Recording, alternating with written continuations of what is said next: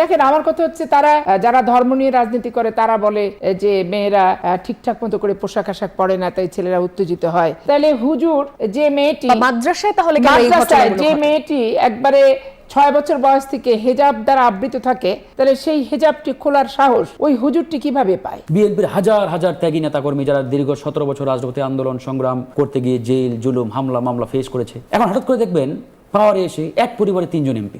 আবার দেখা যায় মন্ত্রী মিনিস্টারদের সন্তানরা দীর্ঘ 17 বছর বিদেশে আরামায় এসে দিন কাটিয়েছে, 5ই আগস্টের পরে তারা স্পেশাল ফ্লাইটে বাংলাদেশে ফিরে আসছে।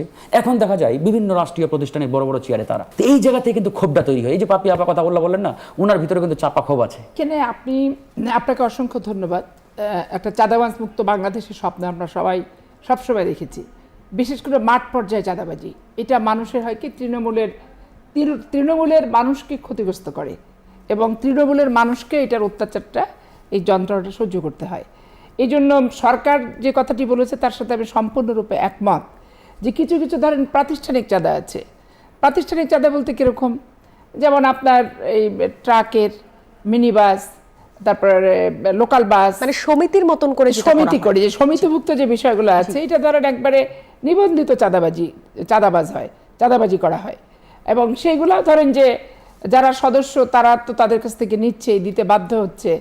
এখন সবার গাড়ি সমানভাবে না চললেও স্বাভাবিক কারণে এই চাঁদাটা তখন পরিশোধ করে লভ্যাংশ কিছু থাকে কিনা পরিবারের জন্য, সেটাও কিন্তু বিবেচনা তখন করে না। যে ওই প্রতিষ্ঠানিক যে চাঁদাবাজিটা করছে নিবন্ধিত সংগঠনের নামে, বিভিন্ন সমবায় সমিতি, তারপরে আপনার যানবাহন ছাড়াও আরও কিছু ব্যাপার স্যাপার আছে এগুলি। এখন এইখানে আমার একবারে রাষ্ট্রের নাগরিক হিসেবে এবং আপনি একজন অ্যাডভোকেট হিসেবে যদি আমাকে জিজ্ঞাসা করেন যে আপনার অভিমতটা কি, আমি আসলে তৃণমূলের সম্পূর্ণরূপে চাঁদার বিপক্ষে হচ্ছে আমার অবস্থান। এবং এই চাঁদাবাজিটা চিরতরে নির্মূল হোক, এই কারণে মোটিভেশনটা করা দরকার। কারণ হয় কি, সরকার আসবে সরকার যাবে, কিন্তু চাঁদাবাজিটাকে মহোৎসব হিসেবে ধরা যাবে না।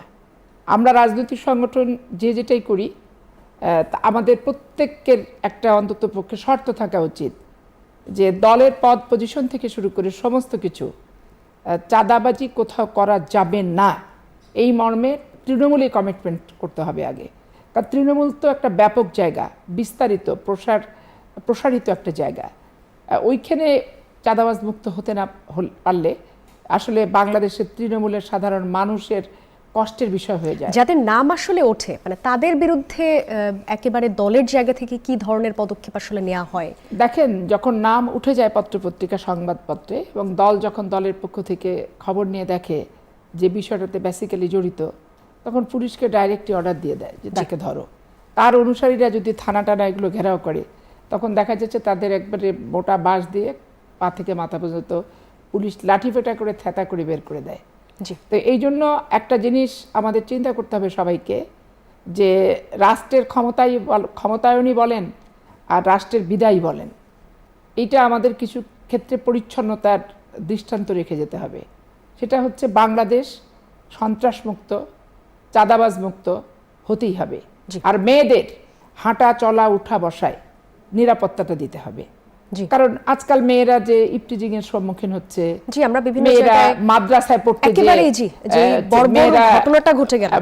মাদ্রাসায় পড়তে যে হুজুরের দ্বারা লাঞ্ছিত হচ্ছে, নির্যাতিত হচ্ছে, ধর্ষিতা হচ্ছে। এবং আমি আইনজীবী হিসেবে মাদ্রাসার ভিতরে অনেক বলৎকারের মামলাও আমাদের কাছে আসে, যেটার সাথে শিক্ষকই জড়িত, সুপারিনটেন্ডেন্ট জড়িত, তারাই কিন্তু এই ঘটনাগুলো ঘটায়। এবং 5 বছর 6 বছর জেলেও আছে, জামিনও হয় না, এরকমও পরিস্থিতি। কিন্তু এই জিনিসগুলো খুব ব্যাপকভাবে কন্ট্রোল করতে হবে। দেখেন, আমার কথা হচ্ছে তারা যারা ধর্ম নিয়ে রাজনীতি করে তারা বলে যে মেয়েরা ঠিকঠাক মতো করে পোশাক আশাক পরে না, তাই ছেলেরা উত্তেজিত হয়, তখন ছেলেরা একটা কমান্ডস পাস করে। তাহলে হুজুর যে মেয়েটি মাদ্রাসায় যে মেয়েটি একবারে 6 বছর বয়স থেকে হেজাব দ্বারা আবৃত থাকে, তাহলে সেই হেজাবটি খোলার সাহস ওই হুজুরটি কিভাবে পায়? যারা মেয়েদেরকে বলে যে মেয়েদের পোশাক আশাক এমনভাবে চল করে রাস্তাঘাটে যে তারা ছেলেদের চোখে পড়ে এবং ছেলেরা তখন উত্ত্যক্ত করে, তো তাদের কাছে আমার পাল্টা প্রশ্ন হচ্ছে যে আবৃত সমস্ত শরীর আবৃত করে যে মাদ্রাসার শিক্ষা গ্রহণ করতে যে আলিফ বা তাসা, সেই বাচ্চা শিশুটিকে তার ওই হেজাবের ভিতরেই মাদ্রাসার শিক্ষকের নজরটা পড়ে কিভাবে, জি এইটা আমি প্রশ্ন করতে চাই। এই জন্য আমি মনে করি মেয়েদের বেসিক্যালি কোথাও স্বাধীনতা নাই। জি। কর্মক্ষেত্রে স্বাধীনতা বলেন, যোগ্যতার স্বাধীনতায় বলেন, মাদ্রাসাতেই যে মেয়েদের ইজ্জতের সুরক্ষা, সেটাও কিন্তু হেজাব পড়া অবস্থায় হচ্ছে না, থাকছে না। জি। তো এগুলোর থেকে মুক্তি অবশ্যই মানুষকে পেতে হবে।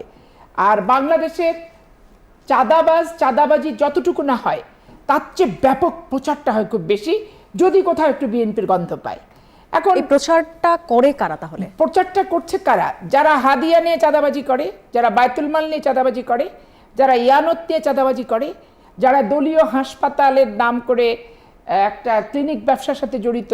আমার চাঁপাইনবাবগঞ্জে দেখেন সরকারি হাসপাতালের দরজার কাছে জামাত ইসলামের একটা ক্লিনিক, এবং ওই ক্লিনিকটা পরিচালিত হয় জামাতের ডাক্তারদের দ্বারা।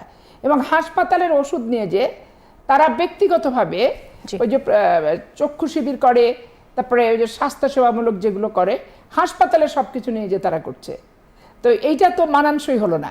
এই জন্য আমি স্বাস্থ্যমন্ত্রীকে বলবো যে হাসপাতালকে দালাল মুক্ত রাখতে হবে, এবং হাসপাতালের সরকারি হাসপাতালের কত গজের ভিতরে প্রাইভেট ক্লিনিক থাকা যাবে না।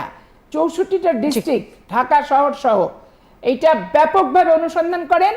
দরকার হয় বুলডোজার দিয়ে ওই সমস্ত জায়গা ভেঙে ফেলেন, এবং এদের নিবন্ধন ঠিকমতো আছে কিনা, এরা কিভাবে চালাচ্ছে এই ক্লিনিকগুলি, এবং তাদের অর্থনৈতিক লেনদেনের যে ব্যাপার স্যাপারগুলি। কারণ এখানে টোটাল জামাতের পরিবার সহ ওখানে চাকরি করে।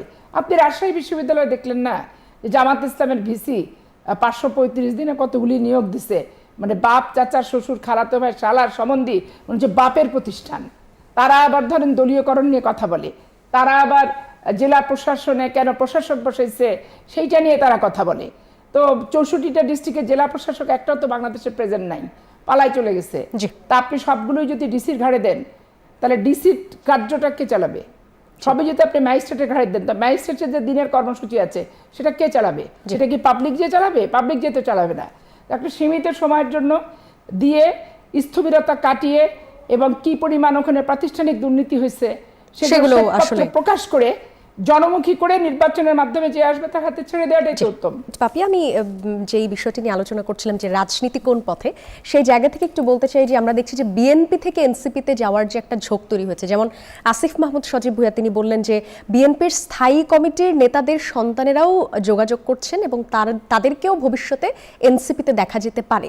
তো এই যে, এবং এছাড়াও বলছে যে বিএনপি আসলে ভুল রাজনীতি করছে বলে এরকম একটা অবস্থা। আপনার কাছ থেকে একটু শুনতে চাই যে ধরেন ভুল রাজনীতি বলতে আসলে কি বোঝানো হচ্ছে? কারণ আমরা দেখেছি বিগত দিনে যারা রাজপথে থেকেছেন তাদের অনেকেই মনোনয়ন বঞ্চিত হয়েছেন, আপনিও তাদের মধ্যে একজন ছিলেন মনোনয়ন প্রত্যাশিত। সেই জায়গা থেকে একটু আপনার মন্তব্য শুনতে চাই যে বিএনপি আসলে ভুল রাজনীতি করছে কিনা, বা তাদের দলের রাজনীতিটা কেমন একটু শুনতে চাই। এই দলের হচ্ছে কি, রাষ্ট্রপতি জিয়াউর রহমান যখন ছিলেন, আমি তখন ক্লাস 6-এ পড়ি।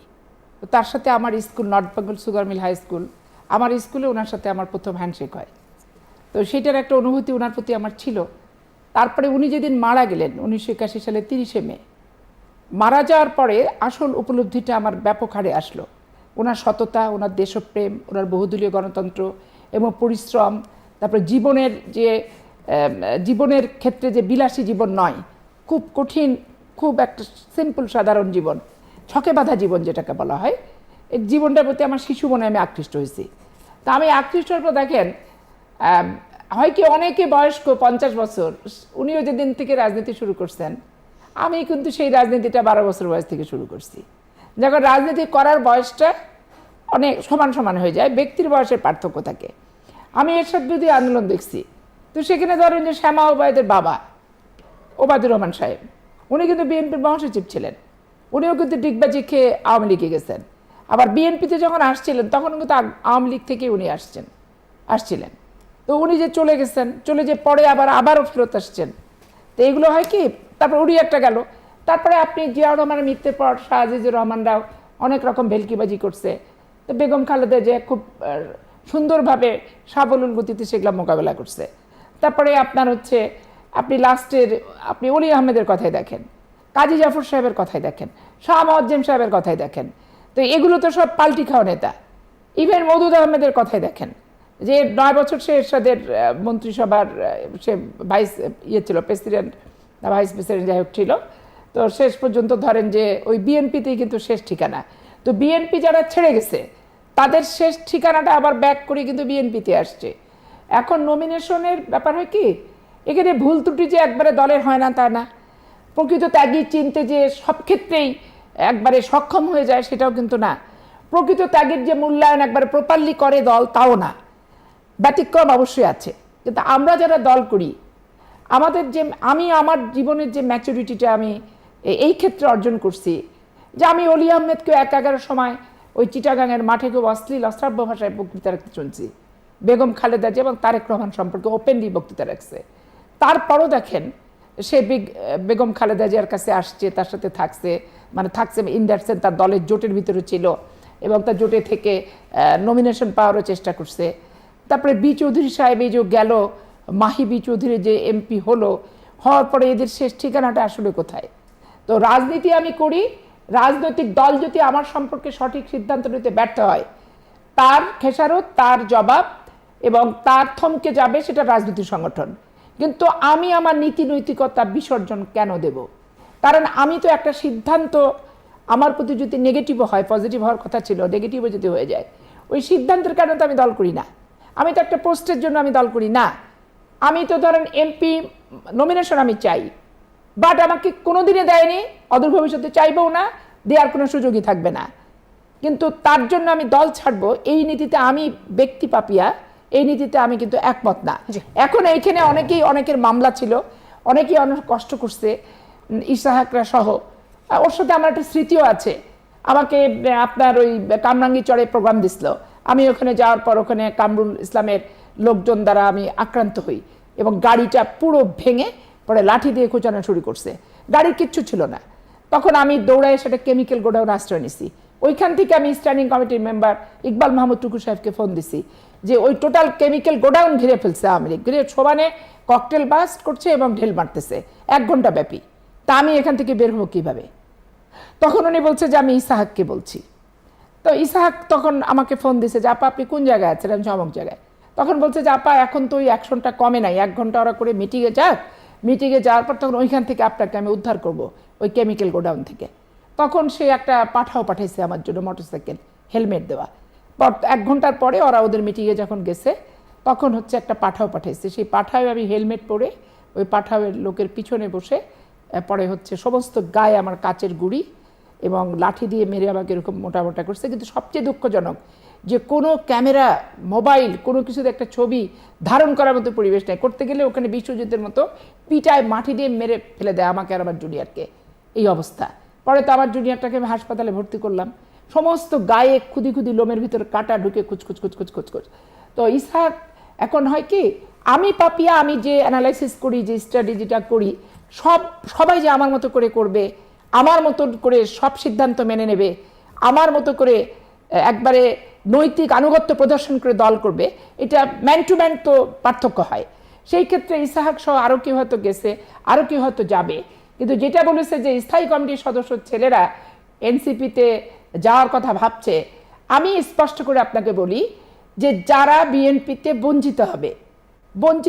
বঞ্চিতের ঝালটা মিটানোর জন্য অন্য দলে যাবে, এনসিপিতে যাবে।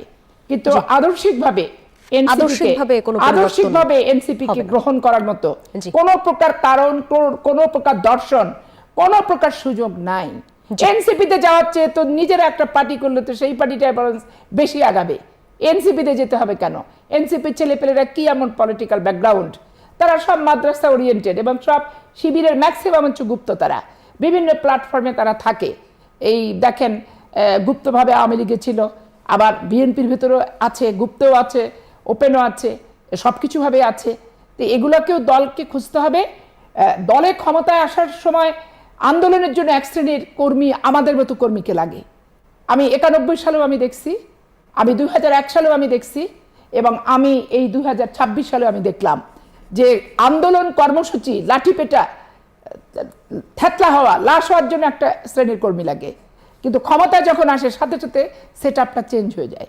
তো দলের এই সেট আপ চেঞ্জের ব্যাপারে মানবিকতা, নীতি নৈতিকতা থাকবে অদূর ভবিষ্যতে, তাহলে এই কথাগুলো বলার আর কেউ সুযোগ সাহস কোনোটাই পাবে না। জি, আদর্শগত পরিবর্তনের একটা কথা বলছিলেন। এখানে আমরা দেখলাম যে চট্টগ্রামে একটা বড় আয়োজন করতে যাচ্ছে এনসিপি। সেখানে কিছুদিন আগে যাকে নিয়ে আসলে খুব আলোচনা হলো, যে সাবেক মেয়র চট্টগ্রামের এম মঞ্জুর আলম, তিনিও ওই অনুষ্ঠানে থাকতে পারেন বলে একটা গুঞ্জন শোনা যাচ্ছে।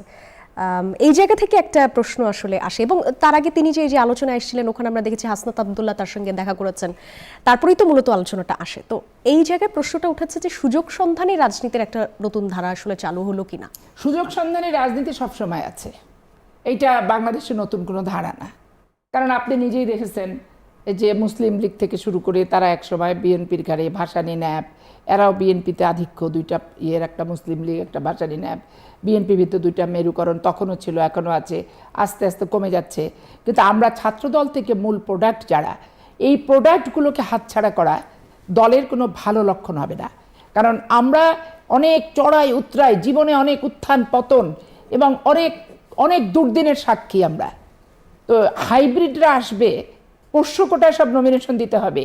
তাহলে যেই বাবার সন্তান বিএনপিতে নমিনেশন কনফার্ম করতে পারবে না, তার নমিনেশনে যখন টার্গেট, তখন সে তো অন্য জায়গায় যাবেই। এটা একটা আপনাকে চিন্তা করতে হবে। আর পোষ্য কোটায় যারা নমিনেশন পেয়েছে, তারা কিন্তু কোনো না কোনো দল থেকে আসাই, এবং ম্যাক্সিমামই দেখবেন অন্য দল থেকে আসা, বিএনপির অরিজিনাল নিট প্রোডাক্ট না। যে যেমন আমরা যারা অরিজিনাল প্রোডাক্ট ছাত্রদল করা, আমাদের ছেলেমেয়েরা পার্টি বিএনপিকে সম্মান করবে, শ্রদ্ধা করবে, অ্যাক্টিভ পলিটিক্স করুক আর না করুক। বাবা মায়ের এই অবস্থা দেখে, পরিণতি দেখে পার্টির প্রতি হয়তো তাদের অনাগ্রহ জন্মাবে, হতাশা জন্মাবে, অশ্রদ্ধা জন্মাবে, কিন্তু তারা কখনো অন্য দলে কিন্তু যাবে না। কিন্তু যারা টপকে টপকে পার্টিতে আসছে, আর টপকে টপকে সিঁড়ি বেয়ে না উঠে লিফটের চাপে একবার 10 তলা পর্যন্ত উঠে গেছে, তাদেরকে কিন্তু আপনি বেশি দিন ধরে রাখতে পারবেন না। অনেক মেয়ে, আমি নাম বলতে চাই না, আমাদের রাজনীতির, মাঠের রাজনীতির সাথে যুক্তই না, ওই পোষ্য কোটায় বাপের পদবি দিয়ে আসার পরও আমাদের উপরে তাদের পোস্ট দিচ্ছে। নেতারা সারাক্ষণ বসে নিজেরা নিয়ে গেছে বিভিন্ন এলাকায় প্রোগ্রাম করতে, এত হাইলাইটস করছে তাদেরকে, আমাদের স্ট্যান্ডিং কমিটির নেতারা পর্যন্ত, কিন্তু শেষ পর্যন্ত তো ধরে রাখতে পারিনি। কি কারণে? একটা নমিনেশনের কারণে। তো তাহলে এটা তো একটা স্বার্থ, নমিনেশন একটা স্বার্থ, একটা স্বীকৃতি। আমি চাই আমার কর্মের স্বীকৃতি হিসেবে নমিনেশন। আর কেউ আসেই যে আমাকে ওই জিনিসটা নিতে হবে, পেলে থাকবো, নাহলে না। তো কর্মের স্বীকৃতি তো এটা হলো না, কর্মই করলাম না। আমি 10 দিন টকশো করলাম, করেই কি আমি পার্টির যা যা আছে সব চেয়ে নিতে পারি না। মাঠের রাজনীতিতে থাকতে হয়, মাঠের রাজনীতিতে শিখতে হয়, স্যাক্রিফাইস করতে হয়।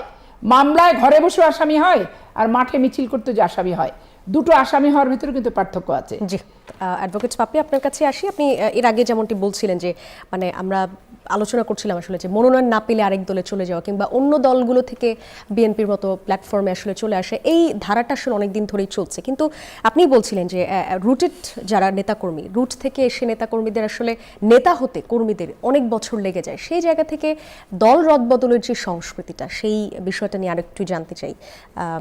মানে কতদিন আসলে লাস্টিং করা যায় সেই ক্ষেত্রে? এই ক্ষেত্রে আপনি যে চিটাগাংয়ের মঞ্জুর কথা বললেন, উনি পোল্ট্রিবাজ নেতা। উনি সবসময় দেখছেন যে দল বদলটাই ওনার হচ্ছে রাজনীতি। মানে উনি হচ্ছে কি বাসুদ, আমি বলি বাংলাদেশ সুবিধাবাদী দল। আমরা এটা একটা কোড ল্যাঙ্গুয়েজ, বাসুদ বাংলাদেশ সুবিধাবাদী দল। এখানে যে যেখানে সুবিধা পাবে সে সেখানে যাবে। একবার অনন্তকাল থেকে এরকম একটা সুবিধাবাদী শ্রেণী বাংলাদেশ সৃষ্টির আগে থেকে শুরু করে অদ্যাবধি পর্যন্ত চলমান। এখন একটা পাপিয়া তৈরি করতে তো 1 বছর 2 বছর লাগেনি। একটা পাপিয়ার নিজেরও গড গিফটেড কিছু থাকে, নিজেরও প্রচেষ্টা থাকে, দলের প্রতি আন্তরিকতা, ভালোবাসা, দলের প্রতি স্যাক্রিফাইস করতে, যে দল পিপাসু মানুষের অন্তরে একটা জায়গা আমরা করে নিয়েছি। এখন ধরেন একটা পাপিয়াকে মাইনাস করতে 1 মিনিটের সিদ্ধান্ত যথেষ্ট, কিন্তু একটা পাপিয়াকে তৈরি করতে কত বছর লাগছে, এইটা চিন্তা করতে হবে। এখন সব কিছু রেডিমেড, বাবার অমকের মেয়ে, তমকের ছেলে, তমকের স্ত্রী, তমকের বউ।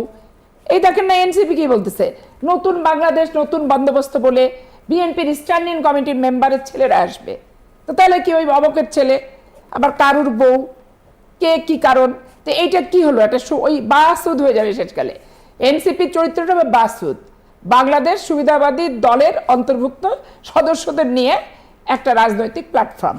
জি, অনেক ধন্যবাদ। আমি একটু ফারুক হাসান আপনার কাছেই যাই। আমরা সুযোগ সন্ধানী রাজনীতির ধারা নিয়ে কথা বলছিলাম, এই বিষয়ে আপনার একটা মন্তব্য, পাশাপাশি আরেকটা প্রশ্ন করে রাখতে চাই। যেমন এনসিপি থেকে যে অভিযোগটা আসছে যে স্থানীয় সরকার নির্বাচন পিছিয়ে ক্ষমতা কক্ষিগত করতে চাইছে সরকার, এই ইস্যুতে আপনার একটা মন্তব্য শুনতে চাই, কি মনে হচ্ছে? ধন্যবাদ নিউজ 24 সম্মানিত দর্শক, আমার সহ-আলোচক। তো যাই হোক, আপনি যে এই যে দল পরিবর্তনের যে সংস্কৃতি বা রাজনীতি, এটা আসলে আজকে নতুন কিছু নয়। এটা বিগত 54 বছর ধরেই আমরা রাজনীতির মাঠে দেখে আসছি। আসলে রাজনীতিতে ধরে বেঁধে কাউকে রাজনীতি করানো যায় না, যে আপনাকে মানে সারা জীবন এই রাজনীতি করতে হবে বা এই দলেই করতে হবে। বিষয়টা আসলে যেমন একদিক দিয়ে মানে কাউকে বেঁধে রাখা যায় না, আরেক দিক দিয়ে আরেকটা বিষয় মনে রাখতে হবে, রাজনীতির মাঠে যখন আপনি বারবার ডিপ্রাইভ হতে হতে মানে একটা জায়গায় অতিষ্ঠ হয়ে যান, তখন মানুষ অনেক সময় বাধ্য হয়ে ধরেন যে রাজনৈতিক যে ট্র্যাক, এই ট্র্যাক পরিবর্তন মানে অনেক সময় করে আর কি, বাধ্য হয়ে। যেমন ধরেন বিএনপি এখন রাষ্ট্রীয় ক্ষমতায়, সরকারি দল। বিএনপির হাজার হাজার ত্যাগী নেতাকর্মী যারা দীর্ঘ 17 বছর রাজপথে আন্দোলন সংগ্রাম করতে গিয়ে জেল, জুলুম, হামলা মামলা ফেস করেছে, এখন হঠাৎ করে দেখবেন পাওয়ারে এসে এক পরিবারে 3 জন এমপি। আবার দেখা যায় মন্ত্রী মিনিস্টারদের সন্তানরা দীর্ঘ 17 বছর বিদেশে আরামায়েশে দিন কাটিয়েছে, 5ই আগস্টের পরে তারা স্পেশাল ফ্লাইটে বাংলাদেশে ফিরে আসছে। এখন দেখা যায় বিভিন্ন রাষ্ট্রীয় প্রতিষ্ঠানের বড় বড় চেয়ারে তারা। তো এই জায়গা থেকে কিন্তু ক্ষোভটা তৈরি হয়। এই যে পাপি আপা কথা বললেন না, ওনার ভিতরে কিন্তু চাপা ক্ষোভ আছে। উনি তো বলতে চাচ্ছেন না দলীয় কারণে, আমি জানি, আমরা জানি, কারণ উনি নিজে রাজপথে আন্দোলন সংগ্রাম করেছেন। না, এটা ওভারঅল রাজনীতির জন্য বলছি যে এই জায়গাতে আসলে আমরা যারা নির্যাতিত, নিপীড়িত দীর্ঘদিন ধরে, এদেরকে যদি সঠিকভাবে মূল্যায়নটা না করতে পারি, তখন কিন্তু অনেক সময় অনেকে বাধ্য হয়ে রাজনীতির ট্র্যাক পরিবর্তন করে। আবার আরেকটা বিষয় যেটা বললাম অলরেডি, আর দ্বিতীয়ত যে বিষয়টা আপনি বললেন ওই যে আসিফ মাহমুদ সজীব ভুইয়ার যে স্থানীয় নির্বাচন নিয়ে, এটা আমরা 12ই ফেব্রুয়ারি নির্বাচনের পর থেকে সরকারকে বলে আসছি যে একটা নির্বাচিত সরকারের আমলে অনির্বাচিত প্রতিনিধি দিয়ে আসলে সেটা হোক সিটি কর্পোরেশন কিংবা উপজেলা পরিষদ কিংবা জেলা পরিষদ হোয়াট এভার, মানে কোনো রাষ্ট্রীয় প্রতিষ্ঠান চালানো আসলে উচিত নয়। এটা দিয়ে নানান জল্পনা কল্পনা তৈরি হয়, যেটা ইতিমধ্যে তৈরি হয়েছে রাজনীতির মাঠে। আমরা সরকারকে বলেছিলাম যেহেতু নির্বাচন, জাতীয় নির্বাচন হয়ে গেল, আপনারা অনতিবিলম্বে স্থানীয় নির্বাচনের দিকে যান। একটা স্থানীয় নির্বাচন দিতে সরকারের খুব বেশি সময় লাগার কথা না, 3 থেকে 6 মাসের মধ্যেই কিন্তু নির্বাচনে যাওয়া যায়। কিন্তু এই সরকার এখন ঘোষণা দিলেন তারা নাকি এই বছরের শেষের দিকে স্থানীয় নির্বাচন নিয়ে ভাবছে, মানে মোটা দাগে 1 বছর। এই যে 1 বছর আপনি অনির্বাচিত প্রতিনিধি দিয়ে আপনি জনগণের উপরে এক প্রকারের একটা কর্তৃত্ববাদী শাসন কিন্তু আপনি চাপিয়ে দিচ্ছেন, এটা আসলে কোনোভাবেই কাম্য নয়। জি, অনেক ধন্যবাদ। এই টপিকটা আসলে খুব বেশি এখন আসে, সেটা হচ্ছে ভারতে পশ্চিমবঙ্গে নির্বাচন হলো এবং আমরা সেখানে দেখলাম হিন্দুত্ববাদের যে উত্থানটা সেটি, এবং সেখান থেকে বাংলাদেশেও তার প্রতিধ্বনির আওয়াজটা আসলে কেমন পাচ্ছেন সেই জায়গা থেকেই প্রশ্নটা করতে চাই। যেমন বাংলাদেশ ইস্যুতে নিশ্চয়ই শুভেন্দু অধিকারীর মন্তব্যগুলো শোনেন, বেশ আগ্রাসী, এবং তিনি শেখ হাসিনাকে নিয়েও যেই মন্তব্যগুলো করেন সেগুলো আসলে দেখেন, মানে কোনো নেতিবাচক শঙ্কা ভবিষ্যতে দেখেন কিনা, কতটা প্রভাব ফেলতে পারে? প্রথমে বলে রাখি, শুভেন্দু অধিকারী একজন আপাদমস্তক রাজনৈতিক মাতাল, সুতরাং তার কথার উপরে ধরেন যে আমরা কোনো একটা মন্তব্য করবো, এটা আমি করতে চাই না। তবে দীর্ঘদিন যেহেতু সেখানে তৃণমূল কংগ্রেস মানে শাসন ক্ষমতায় ছিল, বাংলাদেশের রাজনীতিতে ধরেন যে এর একটা পজিটিভ মানে ইম্প্যাক্ট কিন্তু পড়েছে। অনেকেই এটা বলে থাকে যে ইন্ডিয়াতে নির্বাচন বা পশ্চিমবঙ্গে নির্বাচন, তাতে আপনাদের মাথা ব্যথা কি, বা বাংলাদেশের রাজনীতিতে এটা নিয়ে এত কথা কেন? হ্যাঁ, অবশ্যই কথা, কারণ পশ্চিমবঙ্গের যে সীমান্ত বাংলাদেশের সাথে সবচাইতে বড় একটা অংশ জুড়ে কিন্তু তারা রয়েছে। সেই জায়গাতে পশ্চিমবঙ্গে কারা রাষ্ট্রীয় ক্ষমতায় থাকবে তার একটা বড় প্রভাব কিন্তু বাংলাদেশের রাজনীতিতে বিগত সময়ে পড়েছে, এখনও পড়বে এবং ভবিষ্যতেও এটা চলমান থাকবে। এখন ধরেন এই যে দীর্ঘদিন তৃণমূল কংগ্রেস সেখানে থাকার কারণে বাংলাদেশের রাজনীতিতে তার কিন্তু নেতিবাচক খুব একটা প্রভাব পড়ে নাই। এখন দেখেন উগ্রবাদী যে রাজনীতির ধারক এবং বাহক নরেন্দ্র মোদী রাজনৈতিক দল বিজেপি ক্ষমতায় আসার ফলে আমি দেখতে পাচ্ছি যে বাংলাদেশের একটা গোষ্ঠী আনন্দে আত্মহারা। তারা মনে করছে যে বিজেপি ক্ষমতায় আসছে, দ্যাট মিনস আমরা দীর্ঘদিনের যে আমাদের অমীমাংসিত ইস্যু তিস্তা চুক্তি, এই তিস্তা চুক্তি বাস্তবায়ন হবে, কারণ মমতার কারণে এই তিস্তা চুক্তি এতদিন নাকি বাস্তবায়ন হয় নাই। কোন গোষ্ঠীর কথা? এটা বাংলাদেশে একটা গোষ্ঠী আছে যারা ধরেন যে আপনার ভারতের দিকে সবসময় তাকিয়ে থাকে যে ভারত কি করে না করে তার উপরে বাংলাদেশে তাদের ভাগ্যেরও একটা পরিবর্তন হতে পারে বলে তারা মনে করে। তো যাই হোক, আমি তাদের উদ্দেশ্যে একটা কথাই বলতে চাই যে ইন্ডিয়ার রাজনীতি আর বাংলাদেশের রাজনীতি এক নয়। ইন্ডিয়ার রাজনীতিটাই হচ্ছে ইন্ডিয়া ফার্স্ট, তারা সবসময় তাদের দেশের স্বার্থ আগে দেখে, আর বাংলাদেশের রাজনীতিটাই হচ্ছে আমরা সবসময় দেখি যে আমাদের প্রভুদের স্বার্থটা। সেই জায়গাতে আপনারা যদি আনন্দে আত্মহারা হয়ে যান যে ওখানে বিজেপি আসছে, তার মানে আপনারা তিস্তা চুক্তি বাস্তবায়ন করে ফেলবেন বা হয়ে যাবে তিস্তার পানি, এটা বোকার সঙ্গে বসবাস করার মতো একটা অবস্থা। আরেকটা অবস্থা দেখেন যে আপনার বিজেপির উত্থানের ফলে কি কি প্রবলেম আমাদের ক্রিয়েট হতে পারে। নাম্বার 1, আমাদের সংখ্যালঘু মুসলিম বা যে জনগোষ্ঠী পশ্চিমবঙ্গে বসবাস করে তাদের উপরে কিন্তু জুলুম নির্যাতনের মাত্রা আগের থেকে অনেকটাই বেড়ে যাবে। ইতিমধ্যে আমরা সোশ্যাল মিডিয়া এবং গণমাধ্যমে দেখতে পাচ্ছি যে মুসলিমদের দোকানপাট ব্যবসায়ী প্রতিষ্ঠানে কিন্তু হামলা ভাঙচুর শুরু হয়েছে ব্যাপকভাবে। নাম্বার 2, আমাদের সীমান্তে পুশ ইনটা বেড়ে যাবে। আপনারা দেখেছেন কিছুদিন আগে কিন্তু বিভিন্ন সীমান্ত এলাকা দিয়ে ভারতীয়দেরকে জোরপূর্বক বাংলাদেশে ঠেলে ঢুকানোর একটা প্রবণতা কিন্তু তৈরি হয়েছিল। এটা এখন দেখবেন প্রকট থেকে প্রকট আকার ধারণ করবে। তৃতীয়ত হচ্ছে বাংলা ভাষাভাষী যে জনগোষ্ঠীটা আছে পশ্চিমবঙ্গে, এরা শিক্ষা দীক্ষা কিংবা সরকারের যে নানান সুযোগ সুবিধা, এই সুযোগ সুবিধা থেকে তারা পিছিয়ে পড়বে। কেন? কারণ এখন সেখানে হিন্দুত্ববাদী একটা কর্তৃত্ববাদী শাসক গোষ্ঠী রাষ্ট্রীয় ক্ষমতায়। সুতরাং তারা চাইবে যারা হিন্দুত্ববাদে বিশ্বাসী, তাদের সংস্কৃতিতে বিশ্বাসী, তাদেরকে উপরে তুলতে। আর যারা বাঙালি সংস্কৃতিতে বিশ্বাসী বা বাঙালি সংস্কৃতি লালন করে ধারণ করে, এরা কিন্তু ডিপ্রাইভ হবে ধীরে ধীরে। তো সুতরাং এই যে মেজর বেশ কয়েকটা কনসার্ন, সুতরাং এভাবেই কিন্তু আসলে আমি মনে করি তাদের এই রাজনৈতিক পট পরিবর্তনের ফলে আমাদের রাজনীতিতে একটা অস্থিতিশীলতা তৈরি হতে পারে বলে এটা আমাদের কাছে অনেক অনেক অনেক অনেক ধন্যবাদ অ্যাডভোকেট পাপি। আপনার কাছ থেকে লাস্ট একেবারে ছোট করে শুনবো, বাংলাদেশের অভ্যন্তরীণ রাজনীতিতে আসলে এটার প্রভাবটা কেমন হতে পারে? দেখেন, এখানে মমতা ব্যানার্জি তো আসলে পরাজিত হয় নাই। তাকে পরিকল্পিতভাবে এবং দীর্ঘ একটা পরিকল্পনার ভিত্তিতে মোদী সরকার ঠিক যেভাবে শেখ হাসিনাকে বাংলাদেশে 15 বছর টিকায় রাখার জন্য যে পদ্ধতিগুলো কলাকৌশলগুলো, ইভিএম মেশিন অপারেটর দিয়ে ভোট, এগুলো যে নির্ধারণ করেছিল, ঠিক একই পদ্ধতিতে মমতার পশ্চিমবঙ্গে সেই ঘটনাটাই কিন্তু ঘটিয়েছে এবং 99 লক্ষ না 92 লক্ষ ভোট কর্তন করে ফেলেছে। না 91-92 লক্ষ, প্রায় 1 কোটি ভোট কর্তন করছে। তারপর নির্বাচন কমিশন, তারপর দিল্লি থেকে তাদের যে প্রশাসন পাঠিয়ে সেগুলো নিয়ন্ত্রণ। মমতা ব্যানার্জি ভালো হোক বন্ধ হোক, আমি মমতা ব্যানার্জিকে আমি কলকাতায় চিকিৎসার জন্য এর আগে কয়েকবার গেছি। সাধারণ মানুষ ধর্ম বর্ণ নির্বিশেষে তার প্রতি একটা আস্থা ছিল যে সে বর্ণবাদী না, কোনো বিশেষ বর্ণ বিশেষ গোষ্ঠীর প্রতি সে জাস্টিস আর ইনজাস্টিস করবে, এরকম মহিলা সেনা। কিন্তু বিজেপি একটা মৌলবাদ সংগঠন। বাংলাদেশে জামাত ইসলাম যেমন, ওই ভারতের বিজেপি ঠিক সেরকম। দিল্লিতে গরু জবাই বন্ধ, নিষেধাজ্ঞা দিছে এবং যে করবে তাকে আইনগতভাবে দণ্ডনীয় অপরাধ। তো পশ্চিমবঙ্গের আমি অনেক হিন্দু মানুষকে বলতে শুনছি যে খাওয়াকে নিয়ে যারা জাত নির্ধারণ করে, ওরকম দল আমরা চাই না, ওরকম সরকার আমরা চাই না। এটা দীর্ঘ পরিকল্পনার একটা ফসল, এই পরিকল্পিতভাবে মমতা ব্যানার্জিকে হারানো। তিস্তা এটা একটা ওদের পরিবর্তন, ওদের সরকার হোক আর যাই হোক, পার্শ্ববর্তী রাষ্ট্র নিয়ে ওদের মোটিভের কোনো পরিবর্তন হয় না। কারণ আমি কংগ্রেসকেও দেখলাম, আমি ওখানে সিপিএমকেও দেখেছি, তারপরে আমি এই তৃণমূলকেও আমি দেখলাম। ওই তিস্তা বলেন, এটা বলেন, সেটা বলেন, কেন্দ্রীয় সরকার যারা থাকে তারা এর ঘরে দোষ দেয় যে সিপিএম চাচ্ছে না, বুদ্ধদেব গুহ চাচ্ছে না, কি মমতা চাচ্ছে না। আসলে কেন্দ্রীয় গভর্নমেন্টই চায় না, কারণ পদ্মার পানির যে ন্যায্য হিস্সা, ওটাই তো শুধু নামে মাত্র একটা চুক্তি হয়েছে। বেসিক্যালি 46,000 কিউসেক তো 46,000 কিউসেক তো পানি আমরা ভারত থেকে কোনোদিনই পাইনি। যেই সময় দরকার সেই সময় তো পাইনি। আর বর্ষার সময় যদি ছেড়ে দিয়ে আমাদেরকে প্লাবনে ভাসায় দেয়, তাহলে সেটা তো উপযুক্তভাবে পানি দেওয়া হলো না। তবে এইখানে উল্লেখ্য বিষয় যে মোদী সরকার, অমিত শাহ, শুভেন্দু, এদের বক্তৃতাগুলো অসম্মানজনক এবং আমরা যে মুক্তিযুদ্ধের ভিত্তিতে এই স্বাধীন সার্বভৌম রাষ্ট্রটি পেয়েছি, এটা রীতিমতো আমাদের অনুভূতিতে আঘাত হানার মতো। এবং মুসলমানদের উপর যে অত্যাচার নির্যাতন করছে, অথচ বাংলাদেশে পরিকল্পিতভাবে একটা নাটক সাজানোর পরে হিন্দুদের ব্যাপারটা নিয়ে ওনারা উদ্বেগ প্রকাশ করে। তাহলে বাংলাদেশে আমরা উদ্বেগ প্রকাশ করছি যে এই সরকার আস্তে না আস্তে নির্বাচন হতে না হতে পশ্চিমবঙ্গের মুসলমানদেরকে বাড়িঘর ভেঙেছে, শুধু দোকানপাট ভাঙছে তা না, ঘরের ভিতরে ঢুকে গেছে, বাড়িঘর ভাঙছে, মহিলাদেরকে ধরে মারছে। এইটা তো কোনো সভ্য গণতান্ত্রিক রাষ্ট্রের কালচার হতে পারে।